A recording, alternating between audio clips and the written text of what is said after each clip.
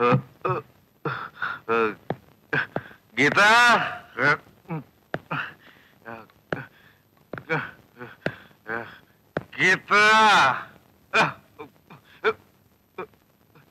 Geetha,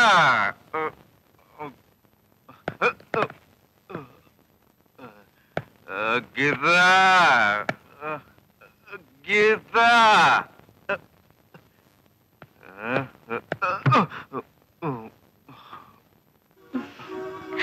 Hello, darling. How are you?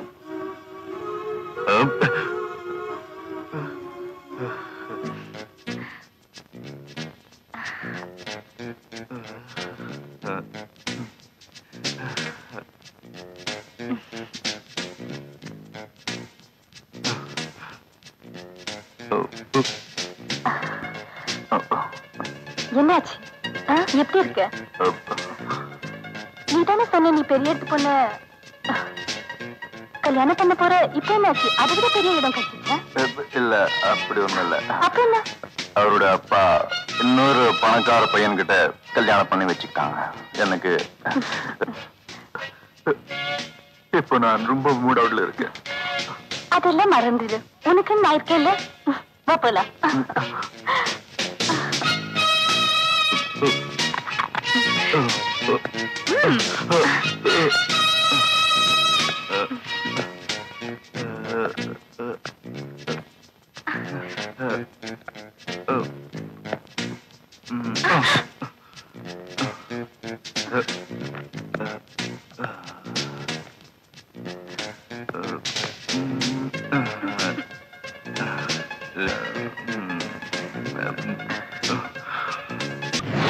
May I come in, sir? Yes, come in. Good morning, sir.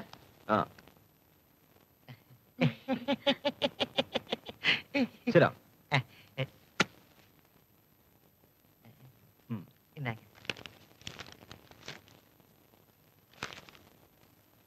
நான் எதிர்பார்த்த படிப்பும் எக்ஸ்பீரியன்ஸும் உங்களுக்கு இல்லையா? இல்ல பார்த்தா தெரியாது சார். இங்க கொஞ்சம் பாருங்க. நல்லா பாருங்க.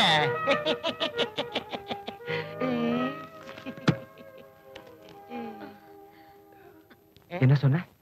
ரெண்டு கண்ணாலையும் நல்லா பாருங்க. நஷ்டப்பட பாருங்க சார்.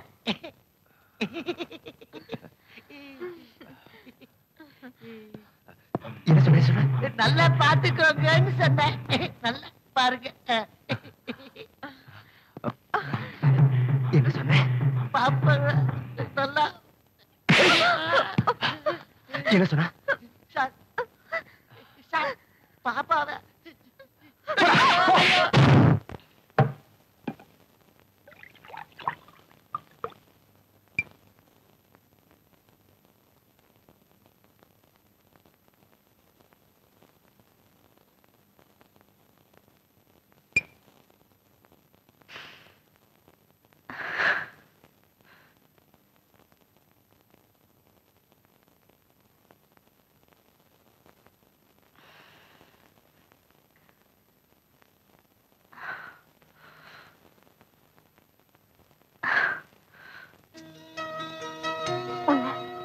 என்னால மறக்க முடியல. நீ என்ன விட்டு போனாலும் நான் உன்னை விட மாட்டேன். நீ எங்க இருந்தாலும் நான் உன்னை கண்டுபிடிச்சிடுவேன்.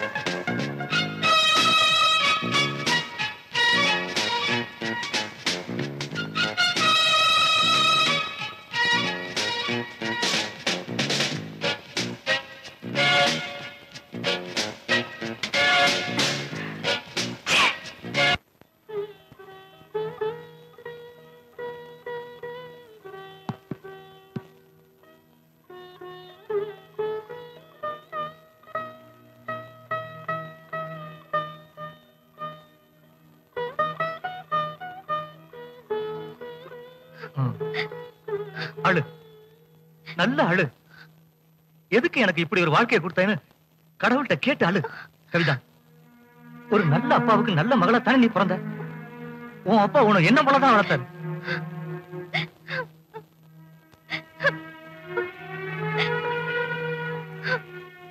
நான் உன்னை பார்த்ததுல இருந்து நீ கண்ணீர் விட்டு நான் இதுவரைக்கும் பார்த்ததே கிடையாது.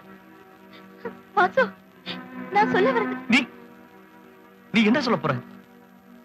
உங்க அப்பாவோட ஒரே ஒரு வார்த்தைக்காகத்தான் இந்த கல்யாணத்துக்கு சம்மதிச்சேன்னு சொல்ல வரியா? இல்ல இந்த குடும்பத்தோட கௌரவத்தை காப்பாத்துறதுக்காகத்தான் ஒவ்வொரு நாளும் செத்து பழைக்கன்னு சொல்ல வரியா?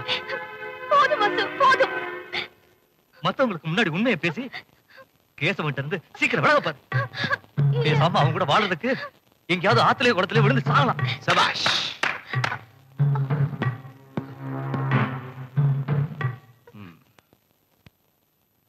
பாஞ்சாலியை காப்பாத்த வந்த கலியுக கண்ணன் நீதானா? இத பாரு கேசவா. டேய், வாய மூடு. அடுத்த ராத்திரியில அடுத்தவன் முன்னாடிக்கிட்ட கிசு கிசுக்கிற உன்னை நான் என்னடா சொல்றது? சும்மா மடத்தனமா பேச. என்னடா மடத்தனம்? ஏடா மடத்தனம் பேசுற? நீ தானே பேசுற? மடத்தனமா பேசுற? என்னடா என்ன பேசிக்கிட்டு இருக்க?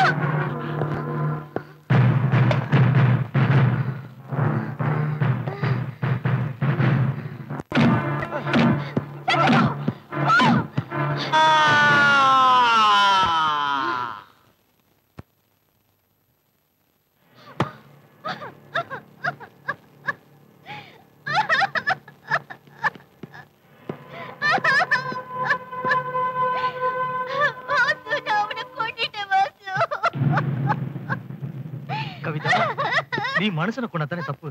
நீ கொண்டது மிருகத்தை தானே. வா. இல்ல வாசு, நான் தப்பு பண்ணிட்டேன். தண்டனை அனுபவிக்க தயாரா இருக்கேன். நான் சொல்றத கேளு கவிதா. வா. வேண்டாம் வாசு. வெளியில யாரோ வர சத்தம் கேக்குது. நீ போ, போயிடு. சீக்கிரம் போ. போ.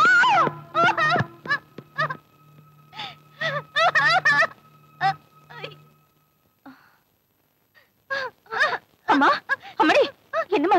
ஐயோ, என்னமாச்சு?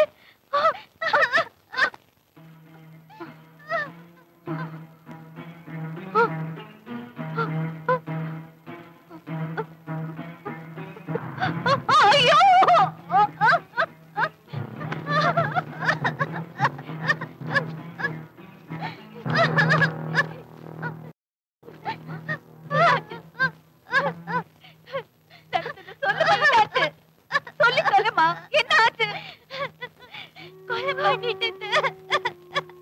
கொண்டுட்டியா?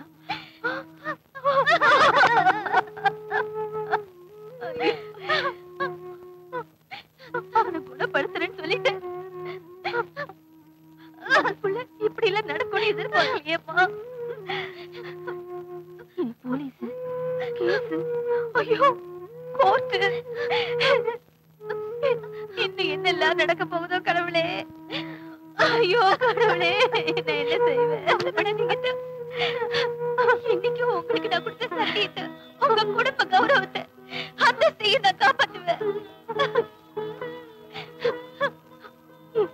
எப்படிமா? எப்படி? அப்புறம் அவரு ஃப்ரெண்ட் வாஸ் மட்டும் ட்ரெஸ் எடுத்து என் புருஷனுக்கு போட்டு செத்தது வாசுன்னு சொல்றேன். ஊருக்கு போன என் புருஷன் ஊருக்கு போன மாதிரி இருக்கட்டும், செத்தது வாசுன்னு சொல்லிடுறேன். அம்மாடி, அம்மாடி.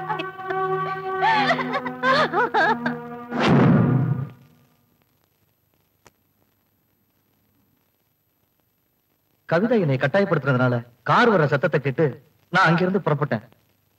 இருந்தாலும் கவிதாவோட நிலைமை என்னாச்சுன்னு தெரிஞ்சுக்க வந்தப்போ நான் கவிதாவை கெடுக்க வந்ததாகவும் அந்த சமயத்துல நான் செத்துட்டதாக ஊர்ல பேசிக்கிட்டதை என்னால புரிஞ்சுக்க முடிஞ்சது. இப்பவும் என்னோட கவிதாவுக்காக நான் செத்து போனதாகவே இருந்திருப்பேன். ஆனா மோசமானவன், வஞ்சகன், தான் காதலிச்சவனையே கெடுக்க வந்தன்ற பேரோட இறந்து வாழ எனக்கு இஷ்டம் இல்லை. அதுக்காகத்தான் உண்மையை சொல்றதுக்காக இந்த கோர்ட்டுக்கு நான் வந்திருக்கேன். இந்த வழக்கு ஒரு விசித்திரமான வழக்கு என்று கோர்ட் தீர்மானிக்கிறது. அதோடு கவிதாவுக்கு ஏற்பட்ட அவமானத்தையும் கஷ்டத்தையும் மறந்து தன் அப்பாவின் அந்தஸ்திற்காகவும் கௌரவத்திற்காகவும் தன் காதலையும் விட்டுக் கொடுத்திருக்கிறார். திருமணம் நடந்து தன் குடும்ப கௌரவத்திற்காக தன் கணவனால் தனக்கு ஏற்பட்ட கஷ்டங்களை சகித்து வாழ்ந்து கொண்டிருந்திருக்கிறார். என்றாவது ஒரு நாள் தன் கணவன் திருந்தி நல்ல மனிதனாக வருவான் என்ற நம்பிக்கையில் அவர் வாழ்ந்து வந்திருக்கிறார். அந்த நம்பிக்கையை ஒவ்வொரு நாளும் அவர் இழந்திருக்கிறார். தன் கணவனுடைய கொடுமையை தாங்க முடியாமல் அவர் அவரை கொலை செய்திருக்கிறார். இருப்பினும் அவர் செய்த குற்றம் குற்றம்தான். இருந்த போதிலும் அவர் மன்னிக்கப்பட வேண்டியவரும் கூட. ஆனால் கவிதா இப்போது மனம் பேதலித்த நிலையில்தான் அவரை ஒரு நல்ல மனநல மருத்துவமனையில் சேர்த்து சிறந்த சிகிச்சை அளிக்க வேண்டும் என்று கோர்ட் உத்தரவிடுகிறது.